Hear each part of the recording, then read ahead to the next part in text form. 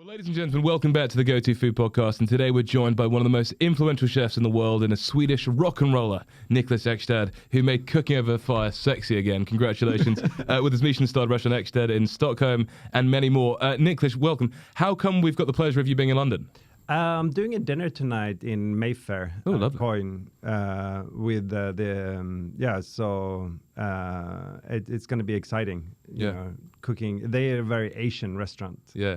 And so that's going to be fascinating. Cooking over fire, I'm guessing? Yeah, they fire-focused. Absolutely. I went there last night to make sure that they bought the wood I needed, because I cook only on birchwood. So. Oh, really? Yeah. And is that a Swedish thing, or is that like a personal preference thing? Both, yeah. but it's very Swedish. Yeah. I mean, we cook on birch. Yeah. Yeah.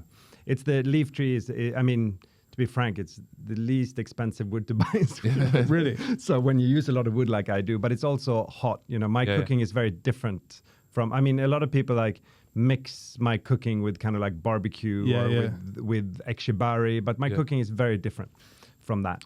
So it's a lot about heat and direct flames and the tools into the fire, or cast iron into the fire. Yeah. It's more like, like an open fire outdoor cooking thing than actually waiting for the ambers to be hot. And less about the flavor of the wood. Yes. Yeah. Yeah. More about the heat and the smoke. But then sometimes we season that heat with like juniper wood or apple wood, but it's one thing they usually call me like the ekshibari of the north or the barbecue chef. But great names. Barbecue is an interesting history because barbecue comes from Scandinavia and Eastern Europe. Yeah. So when these Europeans went to the United States, it came to the United States and emigrated, they all had smoking techniques. The Scandinavians and the Hungarians and the Polish, they were smoking sausages. Yeah, of course. Fermented stuff. And then they opened up supermarkets and small stalls and they started smoking things. And then that slowly graduated, like cricket became baseball. Smoked the Scandinavian and Eastern European sausages became barbecue. Get the whole barbecue scene. Yeah. But so many people have been influenced by your restaurant and you cook over plenty. But they're kind of doing it wrong, aren't they? They're using charcoal, and that's an insult to you. It's poisonous. Rant away about how that makes you actually quite angry. Yeah. But it's like. I'm not here to talk about other chefs, like what they do. I mean, I'm just proud that I've started a trend and, that a lot of people uses my techniques. Yeah. And then if they're doing it wrong or right, it's not me to judge. But what is wrong about the charcoal? Like, could you explain to our listeners who love the details? It's nothing wrong with charcoal. No. If you want to cook something I sometimes use charcoal as well, but it's not an open fire cooking. Yeah. So basically, if you have like high heat and you put cast iron on that high heat, you have the smoke coming up, you have the hot cast iron, and then you can sear it, you can control it, you can still get the flavor. And I don't know what it is, but I guess it's the chemistry of like smoke, fire, and cast iron that just makes it very thick of like umami and flavor and tastiness.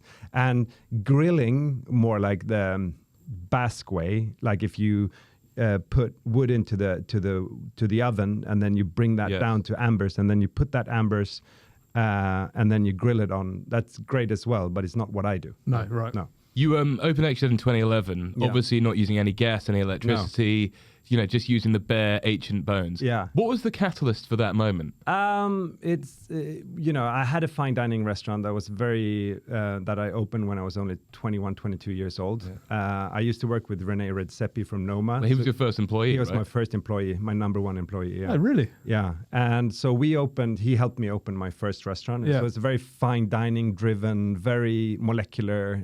I was a friend with Heston back then. Yeah. He came to my restaurant on the early days, worked with me as well. So it was kind of like very inspired. No one knew who René Redzepi was. People couldn't even pronounce his name. So they just called him Danish Dynamite. It was just the Danish Dynamite. How old was he at this time? 22, 23 years old. Yeah. And how would you both arrived at this kind of like wanting to explore this molecular kind of? I think we worked at like traditional French restaurants where we met, and I worked at we worked at El Bulli as well. Okay, right, yeah. And then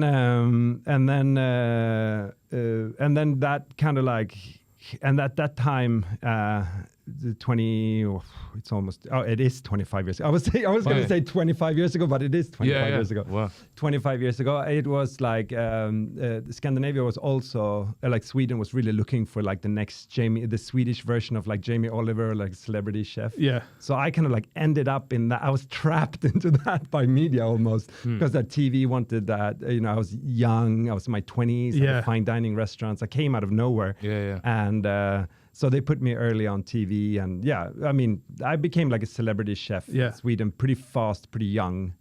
And when I was like 30, I was very uncomfortable with that. Yeah.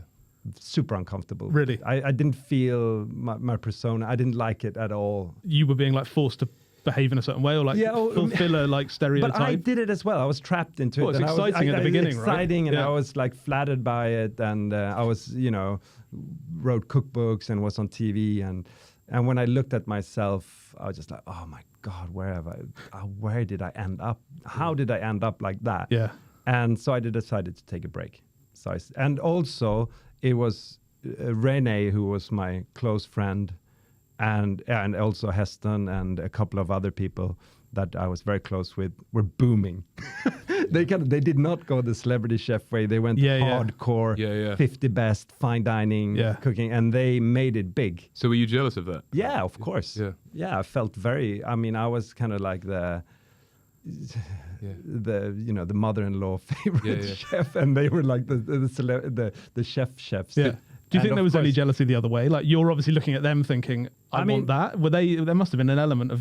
Oh, I was probably making more money than them. Right. So maybe, you have to ask them, but maybe. But nevertheless, I was uncomfortable with it. So I decided, and also at that time, I had met my wife, the wife that I'm still married with and have two wonderful kids Congratulations. with. And she got a really good job at American Express.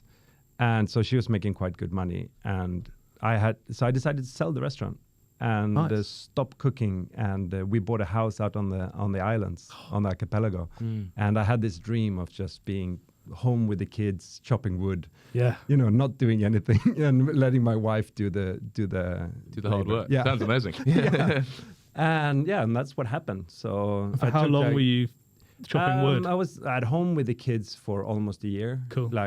And but my wife pretty quickly could tell that she called me like a cowboy without a horse. Like, I really missed the restaurant. Yeah. I really missed it. But René and Magnus had also like started working at Fäviken back then, I think, just early days. And they were all doing like the new Nordic cooking. And I kind of felt a little bit like I missed the train. Right. That I was so early and I was there, but I couldn't see it coming. Yeah, really? Okay. I couldn't see, not in my wildest dreams could I imagine Noma being the #1 restaurant in the world. Really? I remember Why not? Just because of the nicheness of like what he was trying to do? I was raised in culinary school and in Scandinavia with the assumption that great chefs were from France. Yeah, right. Or Spain, Southern Europe, like the Scandinavia we weren't there. We couldn't produce 3-star restaurants or top restaurants. People didn't travel to Scandinavia to eat. Yeah, that was just like. And also when I was young and I went somewhere, especially in Spanish, Sweden and Suecia, like they mix up Sweden and Switzerland. They didn't know where we were. We didn't have any famous chefs. This was before Spotify and Netflix drama. We were like it was just like. We were treated like culturally nothing. Culturally, they didn't know. No. They knew nothing about us. Yeah. And so I guess growing up and opening my restaurant, it was very much more for like the domestic clientele. Yeah. That I never in my wildest dream would think that. And also the ironic thing is that Fäviken, where Magnus Nilsson had the famous restaurant, is my hometown. Oh, really? And my entire life, I wanted to get away from that rural little town, and suddenly the whole world was traveling there. Yeah. It was just like, what the hell happened? To eat smoked elk. My best friend had the #1 restaurant in the world, and Magnus had opened the most famous restaurant in my hometown where I left. Yeah. Thinking, wow, So did you feel like you needed to prove something? Yeah, of course. But what was the catalyst for you just using fire? Like, were you sat at home and been like... So the main idea for that was that like Noma was all about the new Nordic cooking and flipping the world the European map upside down. So instead of like sourcing from that you traditionally did in the fine dining restaurant, sourcing from like Southern Europe, like foie gras, you just like, well, we already have all these amazing ingredients in Scandinavia. Why not do them in our fine dining measure? And then, so my idea, and of course, Noma had already made it big. And so when I was going to open my second restaurant, I knew that immediately I would get, reviews and I knew that all press was going to be on the restaurant. So I knew that I had to do something that, was different and paid attention. So I thought that why not focus on the old Scandinavian cooking techniques? So instead of focusing on the ingredient, focus on the technique. So I can, if René is all talking about this foraged mushroom, I can talk about this old way of cooking it. Sure.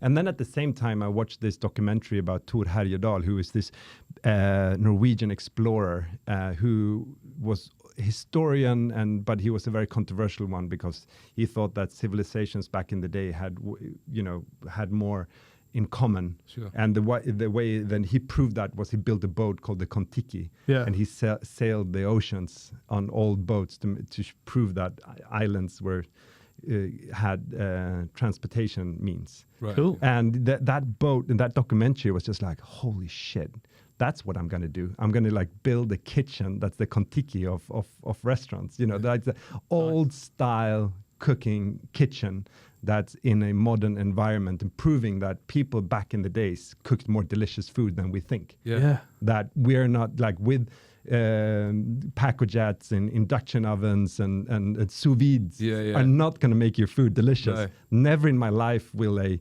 duck be more delicious cooked in a plastic bag than in a cast iron pan. Right? Yeah. So that was. But also, it pushed you to be more creative. I'm guessing, right? Because it's easier to rely on modern technology than it is to. So I'm guessing managing just a fire is hard enough. Yeah, it's more labor. Yeah, that's the thing that I can't get my head around. Yeah. Like as a chef, you come in, you turn the ovens on, you know they're going to just hold a heat, and that's limiting in a way as well. But for that to be your reliance so heavily on that, I just find that stressful. It's like when Ash came on and was talking about his restaurant dinner, and he was like, we got the waiters in the kitchen and they could cook 2 Michelin star food because he'd written such a detailed list being like turn induction onto 3. Yeah. Whereas you don't have that with fire. No. Like you got to feel it. What is the process? Like how does a day start? The process is very much about, of course, lighting the fires. Yeah. And I mean, I guess like the mise en place is pretty similar to a regular kitchen when you get products in and you clean down fish or clean down meat or put everything in drawers and stuff. But then the heating source is all about heating the oven, getting it to the right temperature, baking the bread early, also getting the setting up. So what I've done is like, I don't know if you've seen pictures of my kitchen, but what I've done is like I've taken bricks. Yeah. And so originally I had like a built grill almost with the bricks, and then and then every like 6 or 8 months I had to change this because the menu changes or you want to do something differently. And then one of the bricklayer, what are they called? What is it called? A bricklayer? Yeah, bricklayer. Bricklayer came in and he put the bricks onto the flat top and said, "Is this the way you want it?" And I'm like, "Yeah." What is this? I was just thinking like, oh well, we don't have to put them like solid onto the flat top. I can just keep them, move them around. And then I just like, I've been doing this wrong the whole time. So now we just have like a big Lego. Yeah. And so every day we build the Lego differently depending on how many covers we have or what we're cooking, and then we can move around the fire. You can also create like microwaves and stuff like that, right? Exactly. Or if you get and also hold on, Freddie. Also what do you mean? Huh? What do you mean you can build microwaves? Well, you can create like you can create small microclimates in the fire. Different cooking things. Yeah. Very cool. Yeah. You were very embedded in this. I watched a lot of videos on it. I'm very turned on by it. Yeah. I also love that thing where you cook with the oil. That little. Well, hold on. I plot this here. Yeah, I have this is the thing, right? Yeah. Yeah. Flambadou, yeah. So can you explain that to our listeners? It's probably the tool that made me most. It's the first thing I remember. chefs Like you, are, like using a lot of chefs Use are it on your using famous my tools. oysters, right? Yeah, my famous oysters. Yeah, so the tool itself, it used to be all over the place back in the days in Europe, right? And it was a tool that was laid in rotisseries. So when the rotisserie was dripping fat, you collected the fat from the rotisserie, and then you lit that fat, and you kept cooking things. Right. And in Scandinavia, as in the UK back in the days, we cooked oysters. We didn't eat them raw like the French. And so so I saw these pictures of cooked beef fat, cooked oysters, and I was just like, holy shit, this is too good to be true. And so then I started playing around with it. But in the beginning, they just turned out so disgusting. Really? I just didn't nail it. And it wasn't until I had a chef, Rod, that he worked in the restaurant. And we kept using the tool, but it was more like a showcase. We didn't like, and when we figured it out was when the dripping fat lit. Yeah. And so if you see a picture of it now, you see so many people doing it wrong because the fat needs to be on fire, flames. Yeah, yeah. So it needs to be like when you know. So but when I don't know, by accident or by just playing around with it, he just hit it, and then the fat started dripping, and the fat was on fire, and then that gives it the smoother and more searing effect on what you're cooking, and just makes it delicious. So that's when we really nailed the dish. And then the first time I had it, I'm just like, holy shit, we just made our signature dish. Yeah, that. This is it. It's called a flambadou, right? Yeah, the tool is called the flambadou. Can you take us through a couple of your other things? I mean, people listen to this on the way to work. They've got empty stomachs and they're just like gargling at the thought of your amazing food. Can you give us a couple of your favorite dishes? So the flambadou oyster is the most famous. It's a oyster dish where I use this tool, the metal tool, and then we put beef fat to it, and then the beef fat is on fire and then sears the oyster with the beef fat, and then we put apples on it because we didn't have lemons in Scandinavia back in the days. Right. So it's apple, beef fat, cooked oysters. Ooh. And keep going. Keep going. Yeah.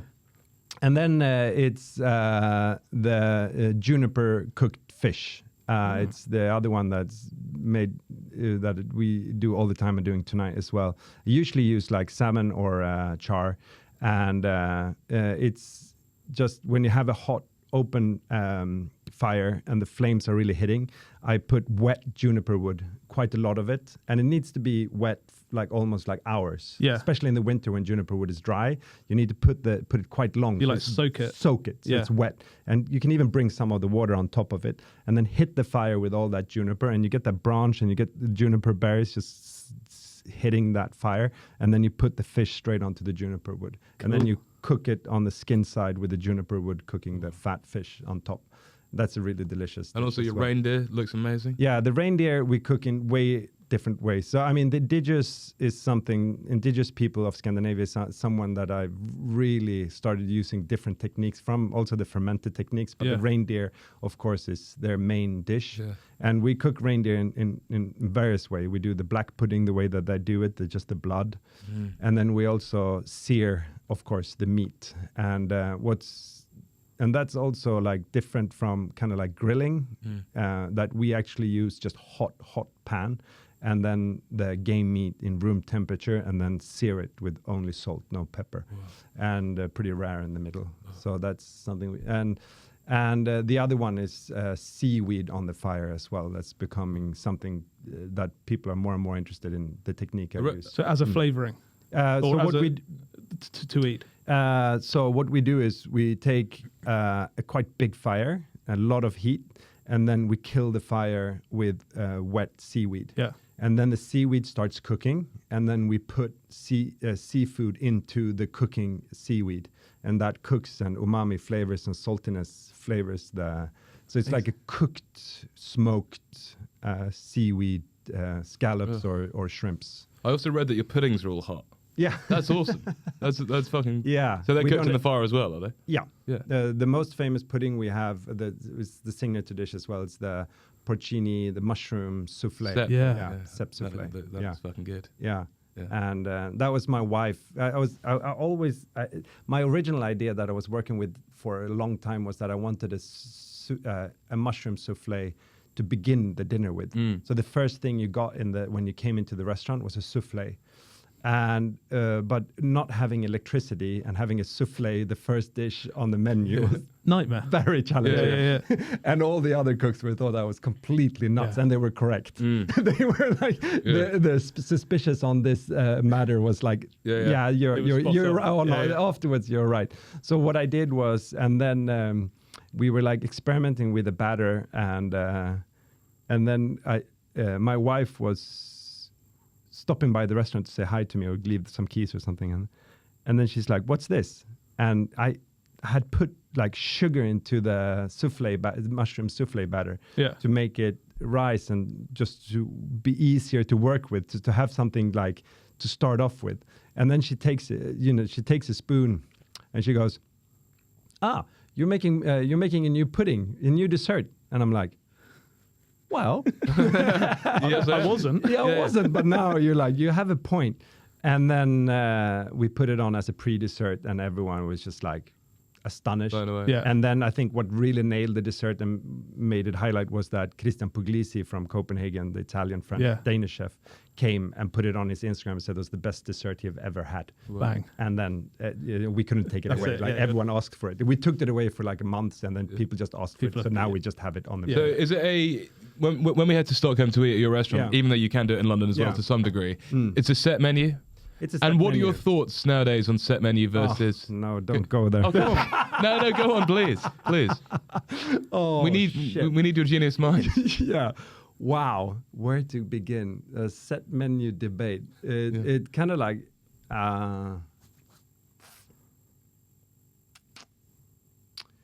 the problem with it is that it like what I do is very labor intense. And I did try a la carte, and it was not very good for the guests. Yeah. It was difficult for them to choose, and it was difficult for us to get it into our system when we're so busy with our what we do. I love set menus. I'm a set menu guy, but I think it's because I worked at El Bulli, which is set menus. My first like big dinner experience were at Michelin starred restaurants with set menus. Yeah. And I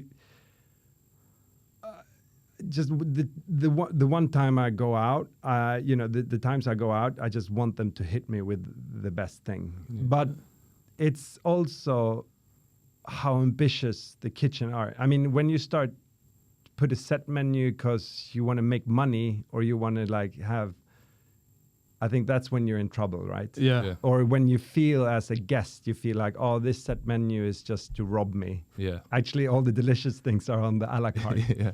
Yeah, You know what I mean? Then you're fucked. Yeah. Yeah. So it's like, but Scandinavian guests are they like set menus. Yeah. I think it's more of a debate in England than in Scandinavia. Really? Yeah. So sort of and in culturally, the US, kind of people love a la carte as well. Huh? Culturally. just culturally, as a Swedish diet, or within Stockholm, for instance, I think that people are happier with it. because the number one restaurants are in Scandinavia, like if we would use Noma or example, so we already talked so much about it.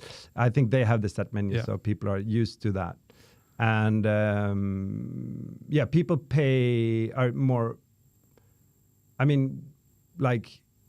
Especially in Stockholm, we have a very local clientele, which is pretty unique because if you go to Osteria Francescana in Italy, or if you would go to Alain Ducasse in Paris, I would say like 60-70% of the clientele is international. Yeah. While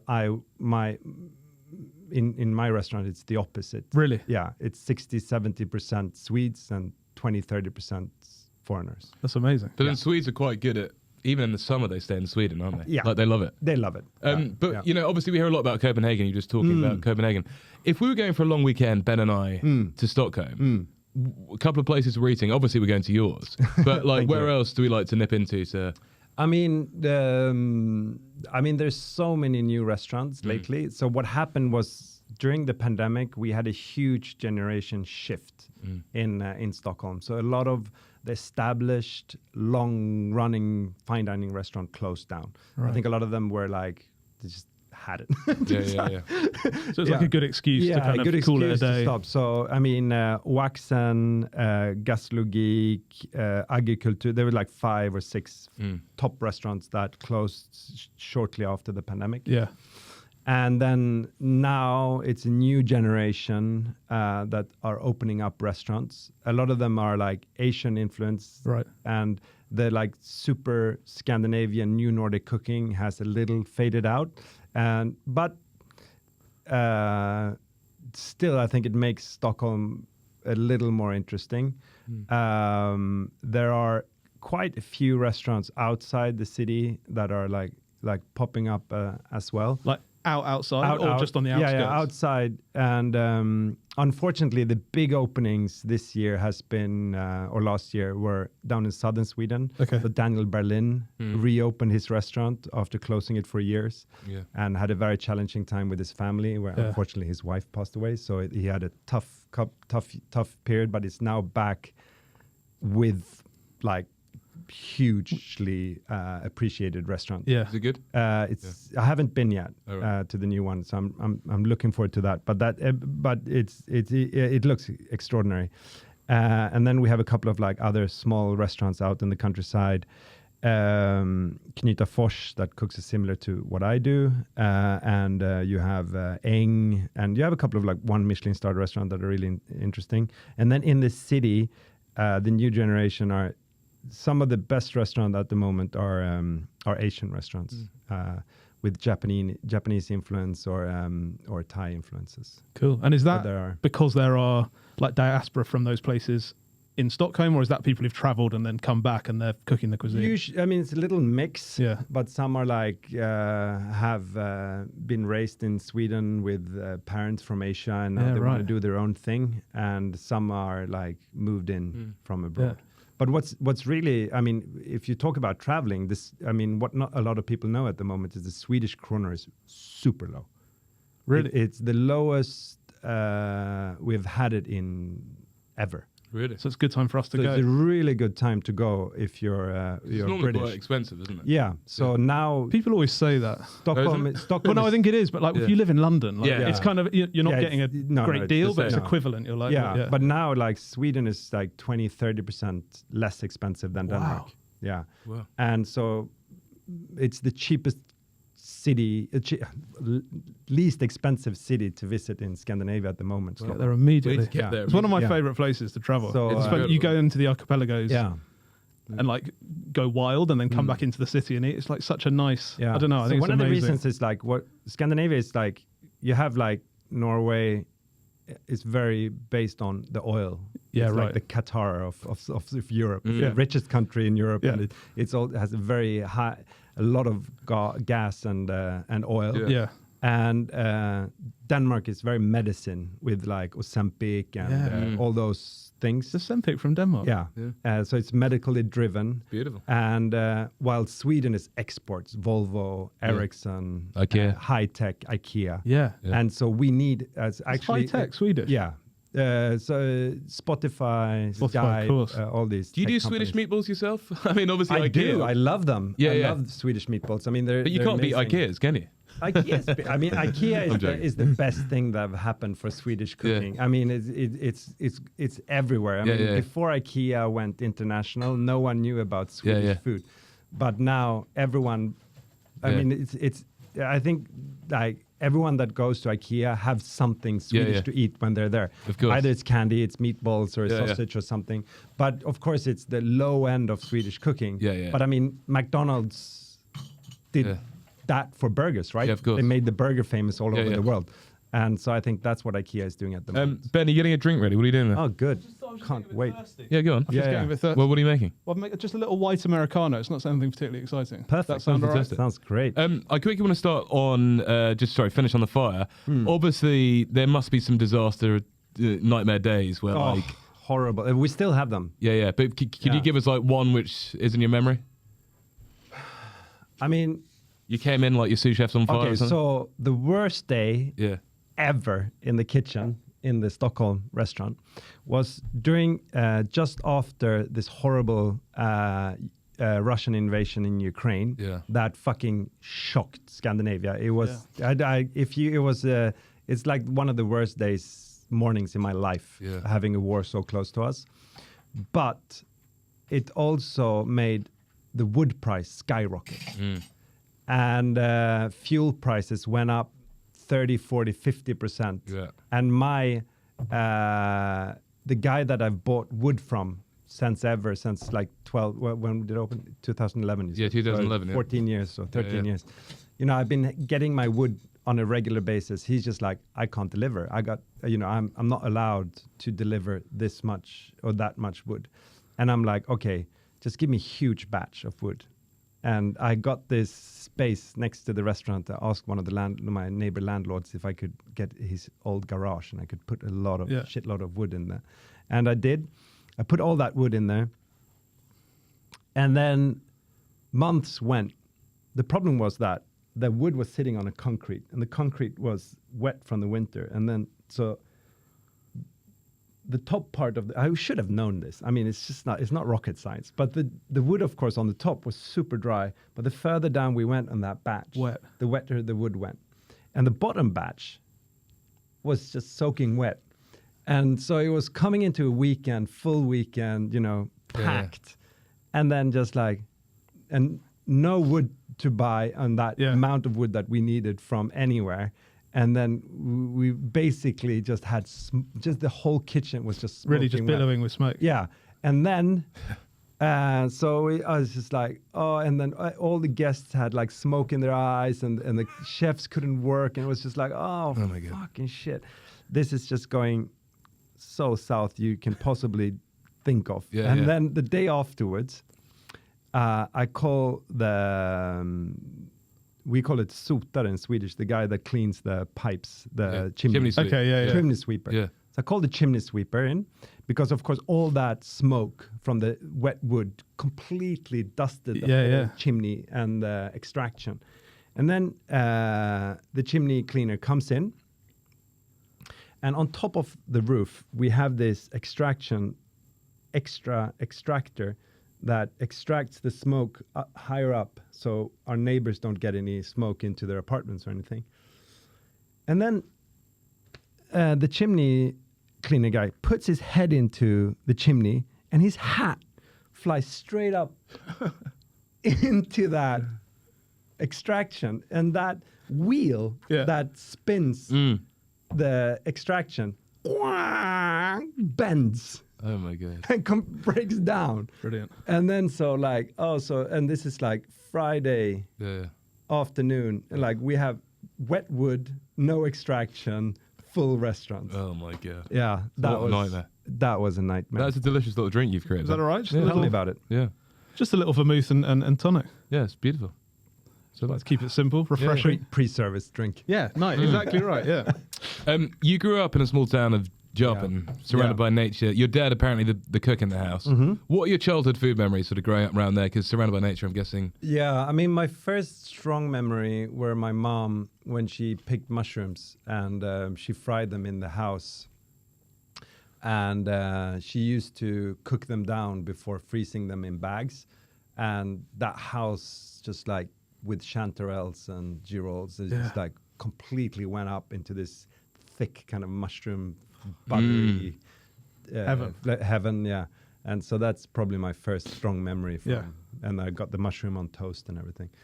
But what was really good living so rurally now, I mean, I wanted to get the hell out of there when I grew up, but what was really good with growing up like that was that you just ate what you were served. There were no fast food restaurants, there were no restaurants, and there were no, you ate what you were served in school and at home. And that, I think, made me a great chef when I got older. That I'm not so picky on things. Yeah. What would like a week of food look like? As in, what are the sort of key dishes that stick out? My parents mostly was depending on the season, of course. So in the winter, it was very game. Yeah. Elk, moose, reindeer, fat fish, lake fish char, mushrooms, and pickled stuff, and meatballs and potatoes. Yeah, and that was probably like what we ate. And black pudding, a lot of black pudding. Really? Yeah. And then during the summer, it was more vegetable driven with asparagus and cauliflower and broccoli and all that. Yeah. Sounds amazing. Yeah. After cooking college, you went to Chicago. I mean, we were talking earlier about how Asian restaurants are really popping up in Stockholm. Yeah. But imagine when you'd grown up in Sweden, especially rurally, you probably hadn't seen an Asian restaurant before. It was the first time I went abroad as well. Yeah, so what was it like being in Chicago? It must have been terrifying, but also on a foodie sense. And why Chicago also? So Chicago is like Charlie Trotter's so when I was in culinary school, kind of like my parents moved down to southern Sweden when I was like 15, 14, 13. And my parents sent me to boarding school in England, to East Sussex, because they were working abroad. And so I was there for almost 2 years in East Sussex. And then when I got back home, my parents were moving again. And I really wanted to stay in my hometown. And so they decided to, they found a boarding school close to where I was raised. And that was a culinary school. Right. Yeah.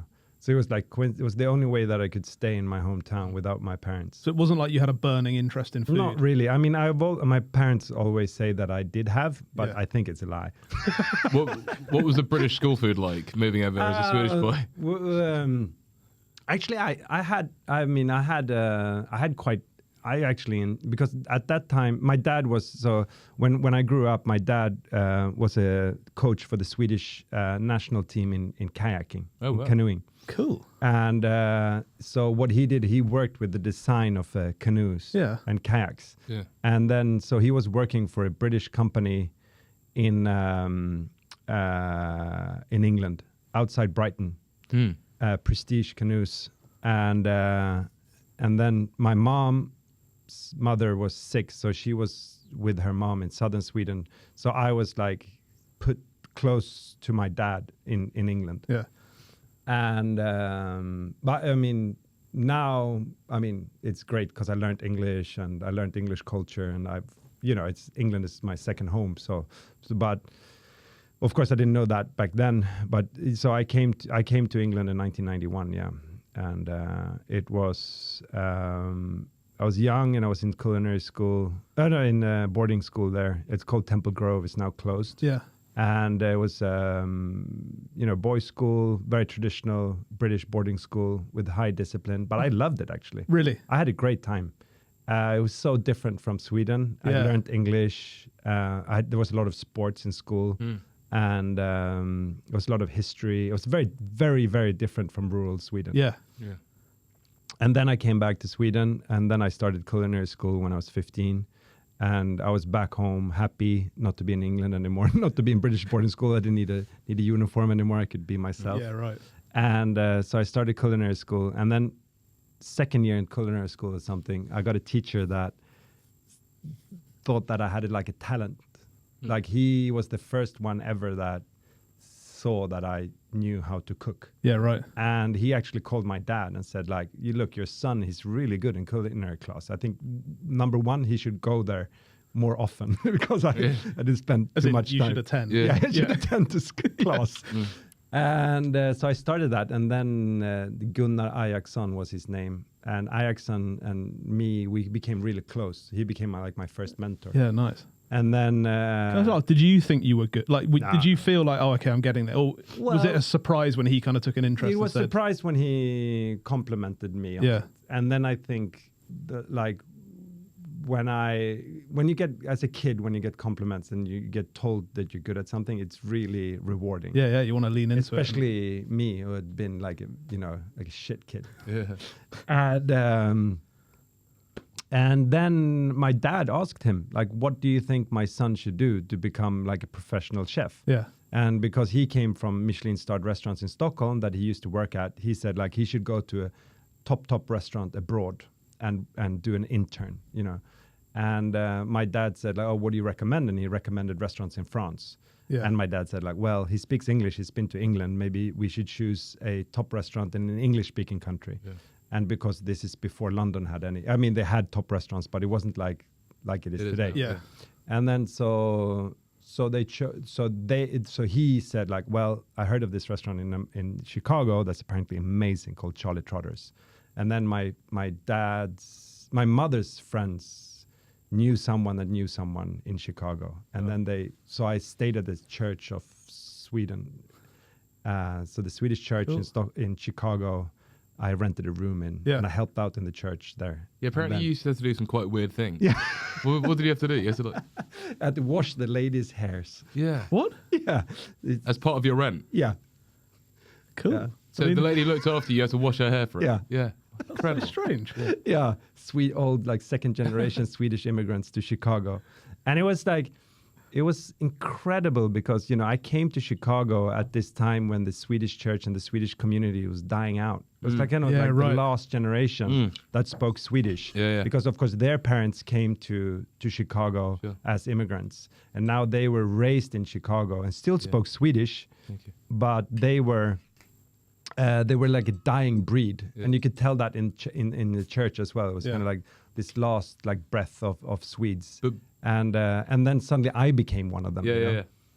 That was so incredible. I was amazing. like one of the immigrants. Going over there as a young boy, though, like, can you relive your first memories of like eating different food? Yeah, Chinatown was of course like extraordinary. Yeah, Koreatown, and we went there on every weekend. There was another Swede that I worked with called Yuan as well, that I worked at Charlie Trotter's as well. And of course for us it was like we knew Chinese, but we didn't know Chinese food, of course. I mean, I hardly know Chinese food now, but back then, of course, rice was different. You know, cooked rice, and I had sushi for the first time. I had Chinese food, Szechuan, pepper food, spicy food. Everything was new.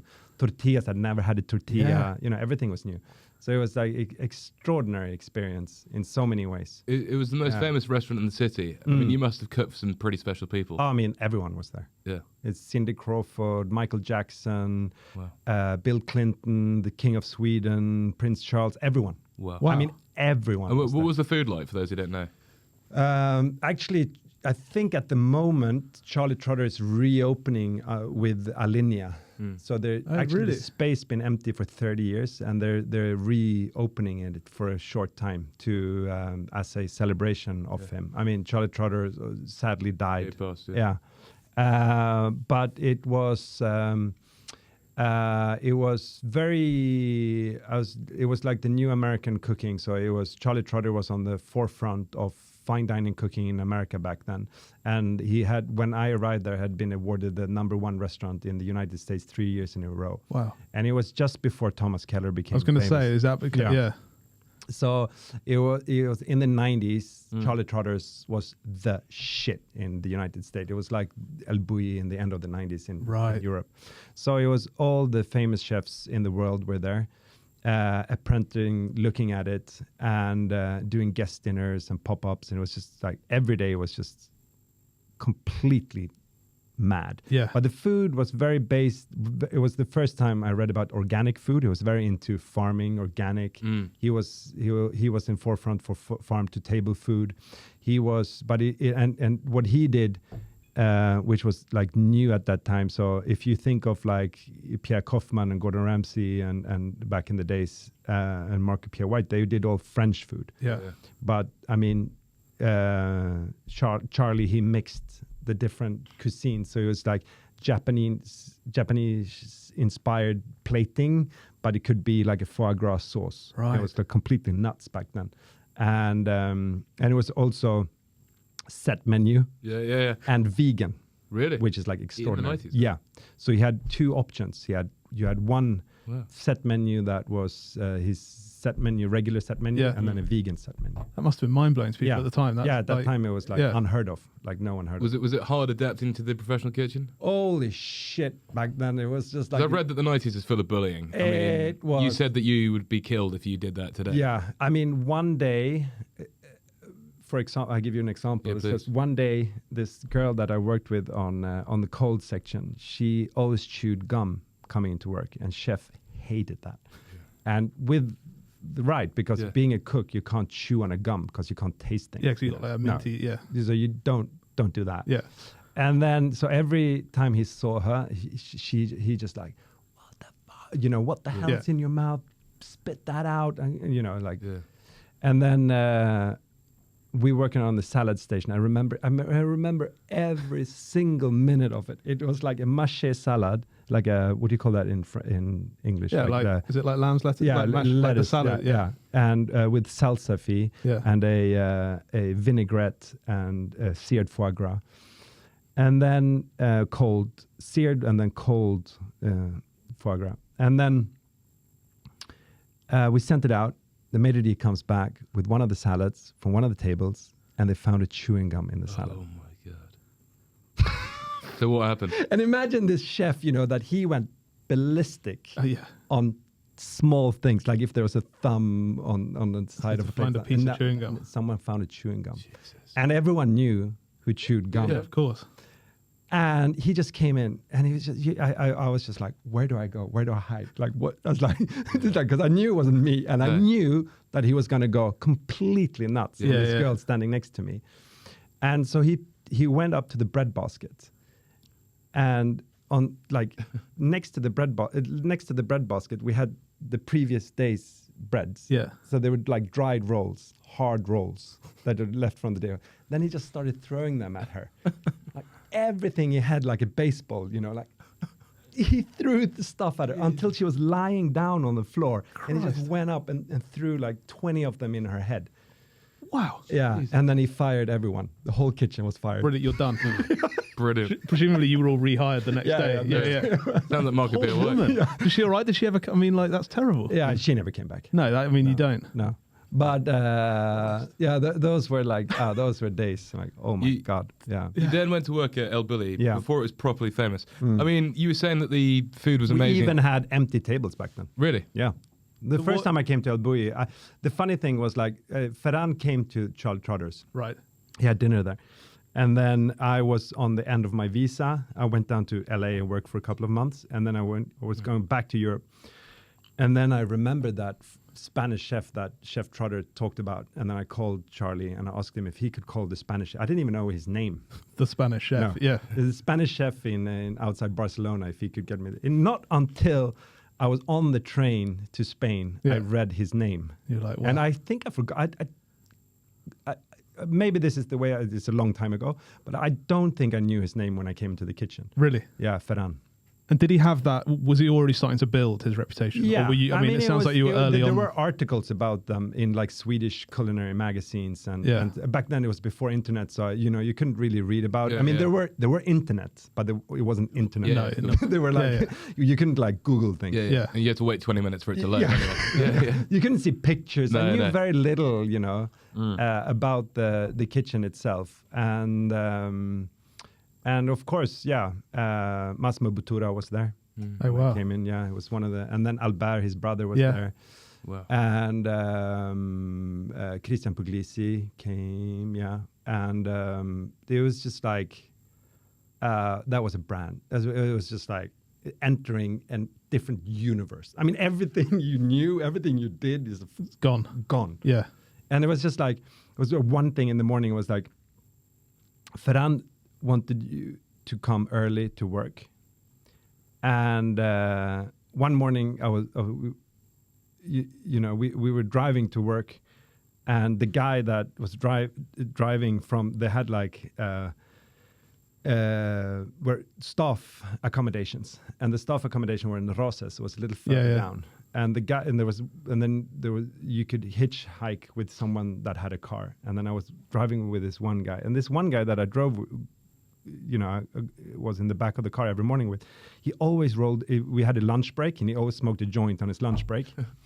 And he always rolled that joint on the morning in the car driving down to. And have you been to El Bulli? No. It's a very windy road that comes down to like a cala, like down in the bay, and that road is scary driving without rolling a joint. Yeah. And every morning I was sitting there looking at him. I'm like, oh, please don't do that.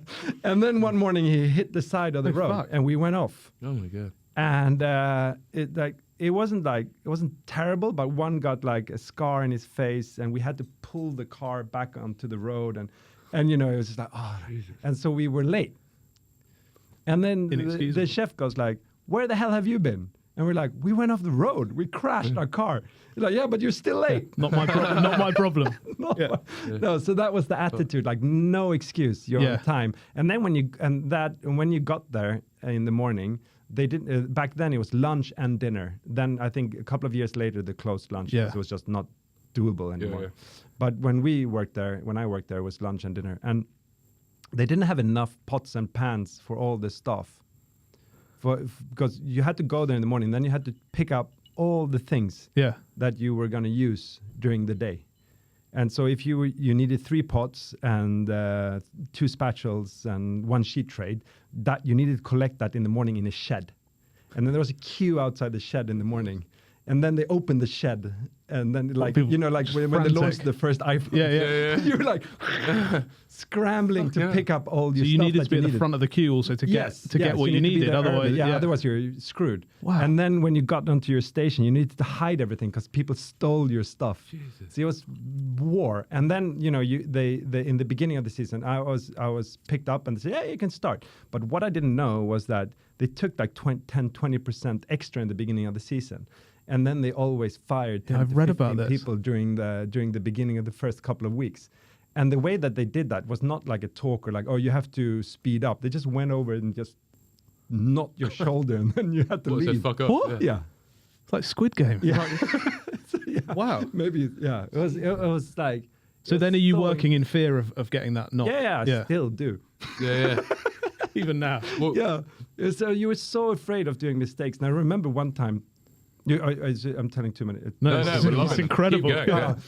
We had this one thing. Like, he was very early on. Later became the Textura series. Okay. But it was like additives, like ingredients that he put into juices, and so he made like gels and foams and stuff like that, like lecithin and all that.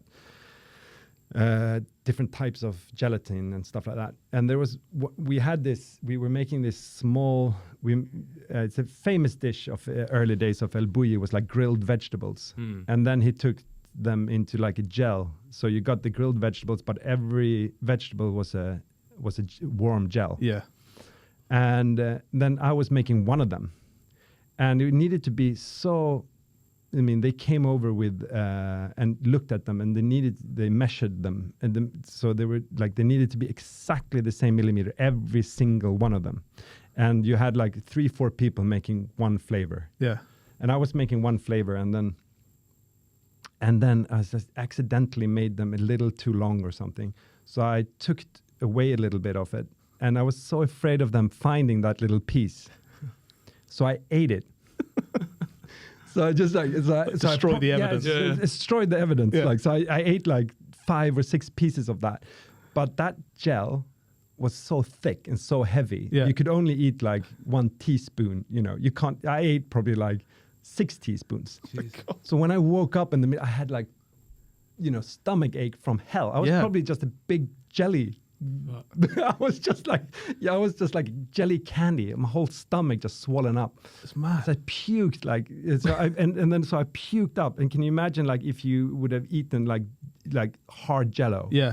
Thick jello. That's what I had in my nose. And it's like colored. I was vomiting jelly just straight out of my nose and out. God. When you're in that environment and cooking that type of food, that is unhinged.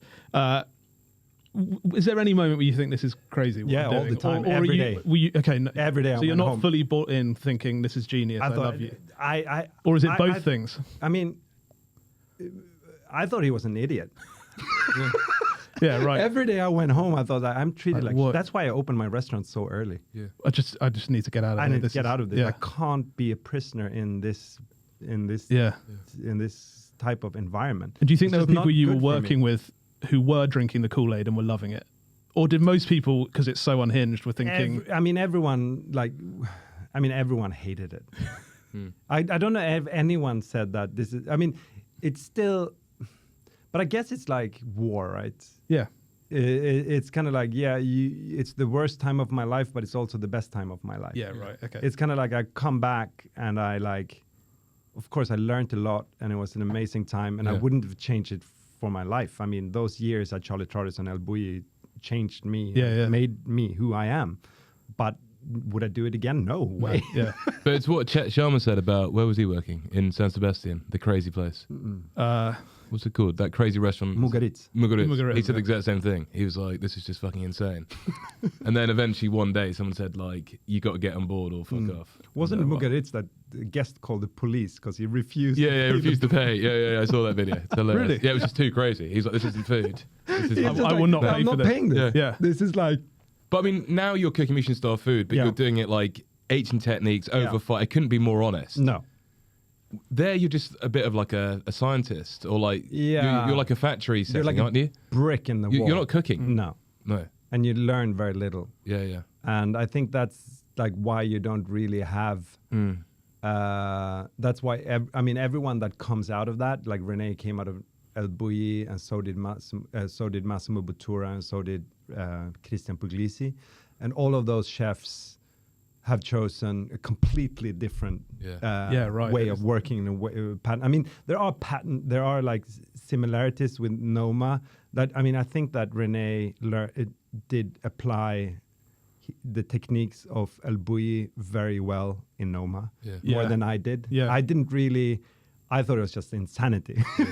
There's, when I came out of Bulli, I said, there's nothing here that I can do in my kitchen in the future. But René, when he opened Noma, I think he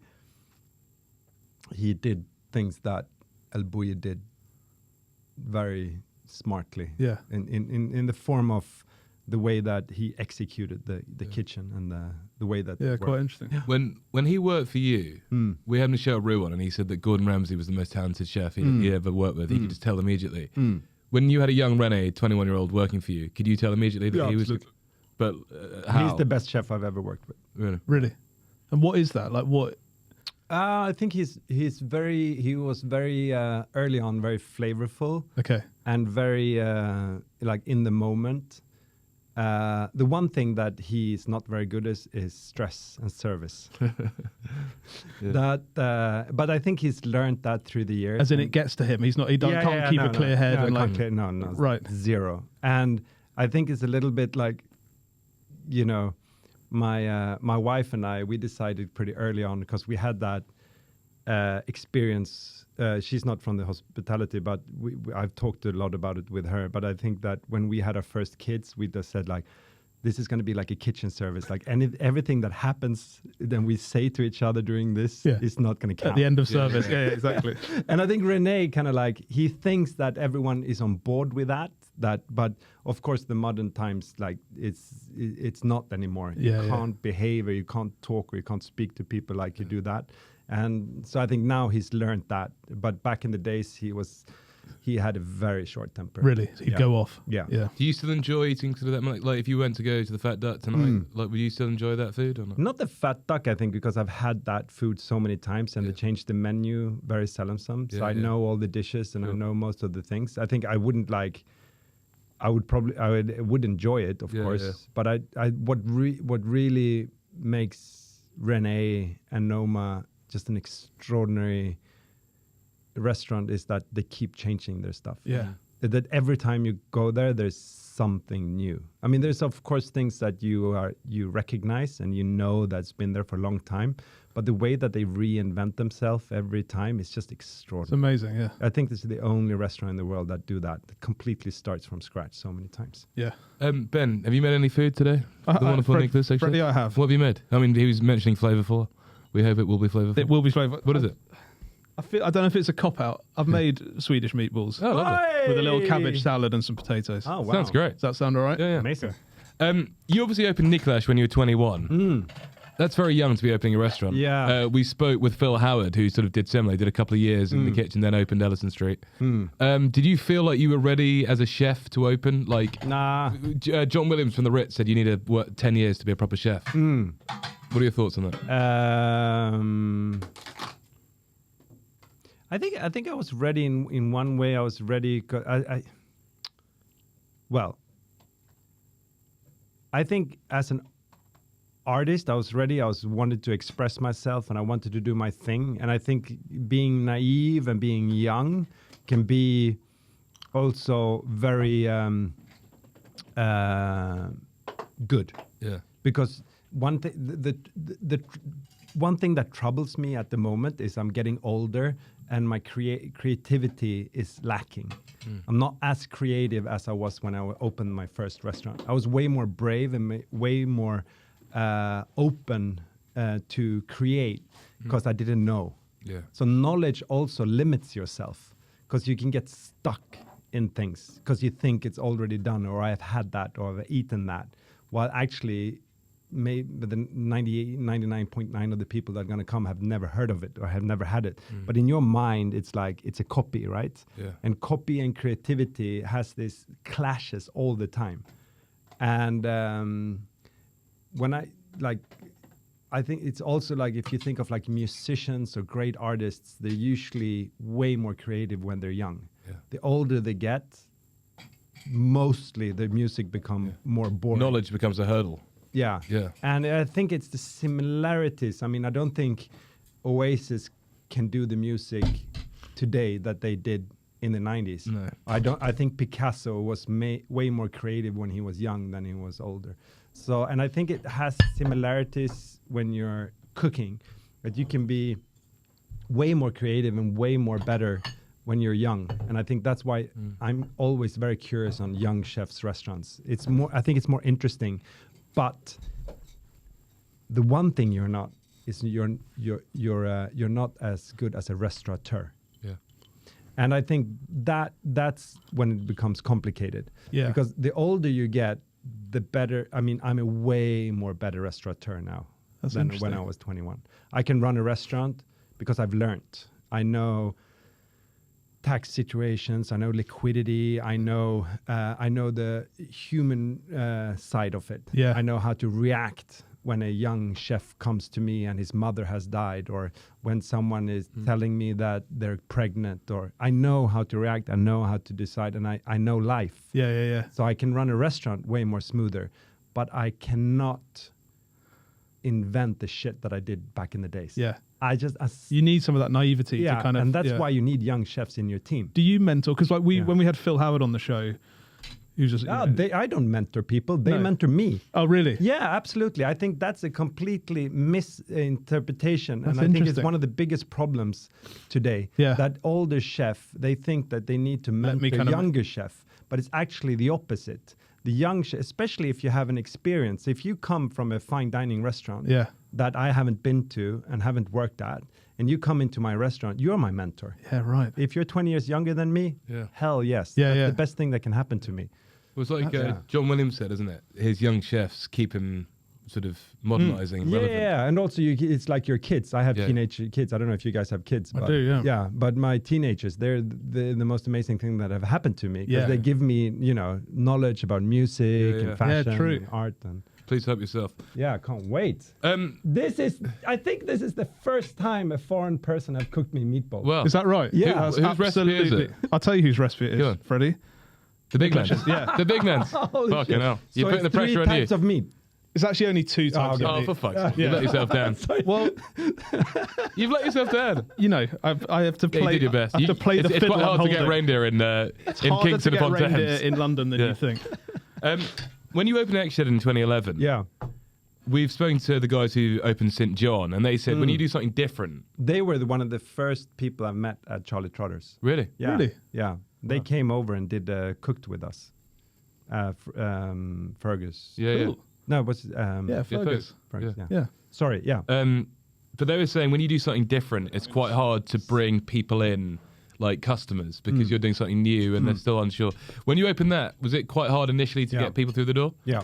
And then did that change, I'm guessing, when you got the Michelin star 2 years later? True. The Michelin star helped a lot. But actually the big break for the restaurant was actually a British food writer called A.A. Gill. Oh, yeah. The legend, Yeah. There you go. He wrote, the Dagens Nyheter, the daily newspaper in Sweden, the largest morning paper, used to, I don't know why they stopped doing it, probably because they have no money, but they used to have a big international guest food writer every year that picked 5 restaurants in Stockholm. That's amazing. Great. Well done. And then he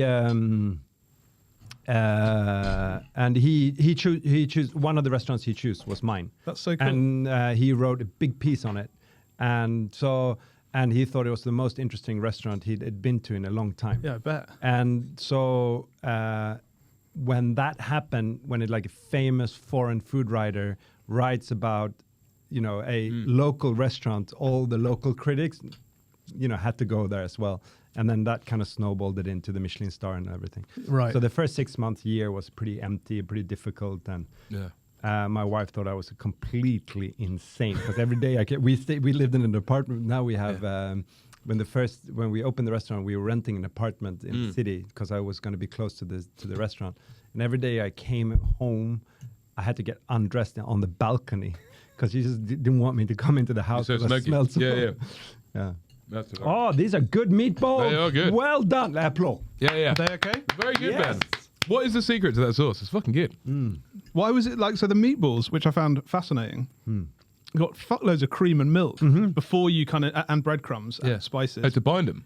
Oh, sorry, yeah, but you think that's going to be so wet. And when I was trying to shape them to bake them off initially, I was like, this is quite a wet mix. Yeah. As in, I make a lot of Italian meatballs. Yeah, and it's a very different. Yeah. And actually, köttbullar in Swedish, if you listen to the word, it's not meatballs. No. It's meat buns.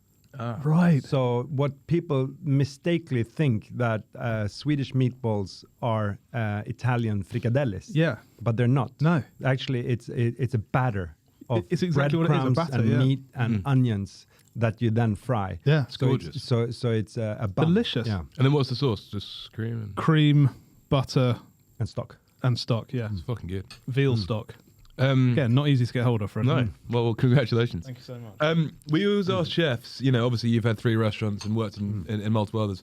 Well, you've actually got more than 3, but we'll have more than 3. But we always ask chefs when they come on, over the years, who's been the rudest customer you have had? and what do they do? Wow. Very few, actually. Thinking of it, how many customers you've had through the years that, most of them are so nice. Swedish people are almost like I would like them to be a little more rude because they're so polite that it's almost like negative. Yeah. Because, Swedish are very much similar to Japanese people. Right. You come in, you eat your meal, you pay your bill, you put a little bit of tip. Yeah, and then if you ask them, it was great. yeah. And then if they don't think it was great, they'll never tell you. No. But they won't come back though. And I think that's similar to the Japanese people as well. They're polite. But and then of course when you're used to that and you have a Chinese customer coming in and telling you straight into your face what they think is bad, you're kind of shocked. So it feels shocking. You feel insulted. Yeah. But I don't think they mean it. It's just a different cultural communication style. Culturally different communicative way. Potentially more useful. Yes, absolutely. And very, you'll remember that customer. Yeah. Right. Yeah. Yeah.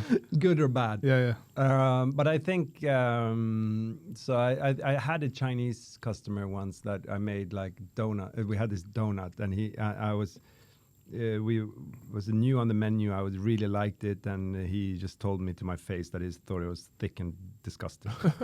That's probably the rudest customer. Well, it's not too bad then. Do you think there was any truth? When you then hear that and you think, actually, you know what? Yeah, you're probably right. It could have been more souffle and it's kind of like more light. I mean, still brutal feed. Yeah. Is it getting tougher than ever to run a restaurant? I mean, obviously in London it's Holy tough. shit. But Yeah, it's a bloodbath at the moment. everywhere. I mean, Every country. Every country. Yeah. It's there. This recession and this new lifestyle and this new way of running the world is changing things. I mean, working from home, for example, has changed a lot of the way that people move around and the people that how they dine. And you can tell that weekends are getting busier, and we're struggling to fit all the guests that want to come on weekends, while the beginning of the week is very slow, almost like dead, I would say. And I think that one of the reasons is because culinary traveling has become way more popular, and that when you visit a city, you do your research. You want to visit a unique, a good restaurant. You don't want to be trapped into a tourist trap or a bad restaurant. You want that weekend to be highlighted with a. I mean, you travel for food more, and you can travel for food everywhere. Yeah. If you go to Warsaw or you go to Brighton or you go to Kuala Lumpur, there are great restaurants. Yeah. That didn't used to be the case, but now you can do that. So your weekend or your week or your vacation or your holiday or your weekend with your friends is highlighted with a good restaurant. Yeah. And that makes it difficult for us because the beginning of the week, the business clientele, I think, is more Zoom-based, more, a lot of companies don't want their employees to travel too much. They want them to stay at home, do meetings. So what we used to have when I first opened the restaurant, the 20 plus years ago, the beginning of the week, the Wednesday, Thursday was the black suit men business clientele were the biggest and the most important guests. So that's changed. Now the death of the long lunch in London as well. Has that? Everyone comes on and says, people don't go out for lunch anymore. Business, you have those set menus. You used to have 4 hours sort of business lunches, and no one does it anymore. Yeah, of course, and that's probably 30-40% of the business. Yeah. And that's and also it makes it more difficult to get employees. Yeah. Because you used to be able to have 2 shifts, right? You have a lunch shift and an evening shift, and then those could alternate. Yeah. And you could get people that work during the day. You could work 2 days and 2 nights and so forward. And now when it's only weekends, only night service, of course, it makes it difficult to choose the hospitality industry because you need to work only weekends, only nights. Yeah. And so I think that makes it more complicated. And then, of course, the food costs. Yeah. It's crazy. And everyone who's been to a supermarket, I mean, when you pay for meat, it's just ridiculous. It's crazy, right? Even like things like humble things like potatoes and cabbage are now expensive. Yeah. Onions and everything. Everything's gone And up. especially if you want to go for a little better product to buy something organic and maybe local, you're looking at like £50 for a simple meal, which is like, and if you want to add a dishwasher, waiter, napkin on that. It's just expensive. And people have less money, so it's like a perfect storm of like everything going wrong. And also people want better food. As in the level's gone up. What people expect, and sort of Why is that? Just because there's more good food around, or? Yeah, I guess it's just 30 years of food TV and books and magazines. People, every knowledge level is raised. Yeah. Niklas, you've been absolutely incredible. I know we need to let you go soon because you've got to go and cook because you've actually got a huge event this evening. But you have been just the most incredible guest. Thank you so much for coming on. We are going to finish off by asking you, what is your... Actually, firstly, if you were doing a foodie weekend away, you were just talking about, places from Kuala Lumpur to, Warsaw, I mean, you can go and eat. Where are you going to go for a foodie weekend? Wow. I think... if I would go somewhere off season, I would definitely go to the Basque area. Now it's really exciting on the French side of the Basque country. It's getting more exciting, getting more restaurants. So maybe like some on the border between France and Spain, Hendaye, Biarritz, somewhere around there. So you can be in France, but you can travel into Spain and do a little bit of different restaurants. Idea. That's a lovely idea. Yeah. You've been wonderful. We're going to finish off by asking you, what is your go-to 3-course meal? If you could pick 3 courses forevermore, what are you having? Wow. I think it'd definitely be... I really like offals. So I think like some type of heart first off with, like meat heart. That would be like probably like fried, either beef heart or elk heart, something. Nice. And then main course, fish is still my favorite food, like turbo, whole fried turbo, so turbo. And pudding, it's still something with chocolate. Yeah. What are you having with the turbot? Anything sides? Or capers and butter, I think. Yeah. That's all it needs. Quite classic. Yeah. Well, Niklas, you've been absolutely incredible. Yeah, honestly, thank you so much for coming. Fun. We loved doing that. I can't believe you did these good meatballs. Yeah, they're really good. Done. Hopefully we can get you in when you're back in London and we can do sort of a round 2, because that was just fascinating. There's so many more stories to tell. Thank you. Guys, thank you so much for listening. Make sure you're subscribed. Please leave a comment and a rating, because it really does help other people find us. We'll see you all again next week. Niklas, we're going to ask you, as we ask all our guests, what song do you want us to play you out with? Sorry? What song do you want us to play you out with? Play... Always the hardest question, isn't it, Ben? Yeah. It is. But It is. Play what's his name? Paul Simon, Yeah. Graceland. Beautiful. Yeah. Oh. Niklas, here it is. Thank you so much.